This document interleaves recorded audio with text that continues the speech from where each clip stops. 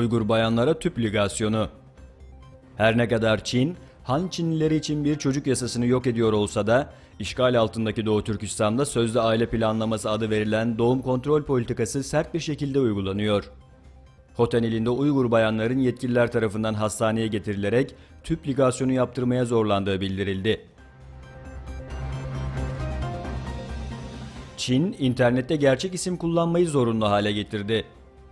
Kısa bir süre önce VPN kullanmayı yasaklayarak internette anonim gezinti yapma hakkına büyük bir darbe indiren Çin hükümeti, yeni kararıyla bu hakkı tamamen ortadan kaldırdı.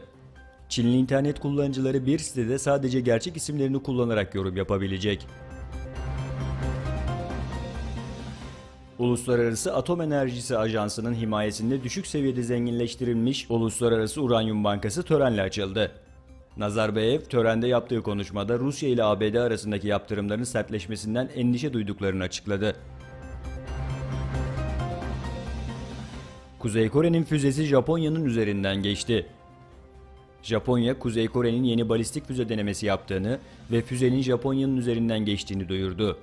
Japonya Başbakanı Shinzo Abe, ABD Başkanı Trump ile 40 dakikalık bir telefon konuşmasında konunun ele alındığını kaydetti. ABD Başkanı Trump, yeni bir füze denemesi gerçekleştiren Kuzey Kore ile ilgili tüm seçenekler masada sözleriyle gözdağı verdi. Trump'ın açıklamalarına yönelik Rusya ve Çin'den jet yanıt geldi. Yetkililer meselenin müzakereyle çözülmesi gerektiği uyarısında bulundu. ABD, Nevada'da nükleer bomba denemesi yaptı. ABD Ulusal Nükleer Güvenlik İdaresi, ABD Hava Kuvvetleri ile birlikte 8 Ağustos'ta Nevada'daki Tonopah test üssünde 2 adet B-61-12 güdümsüz nükleer bomba denemesi yaptığını duyurdu. Fransa Cumhurbaşkanı Emmanuel Macron, Orta Doğu barış sürecini desteklemek için bölgeyi ziyaret edeceğini söyledi.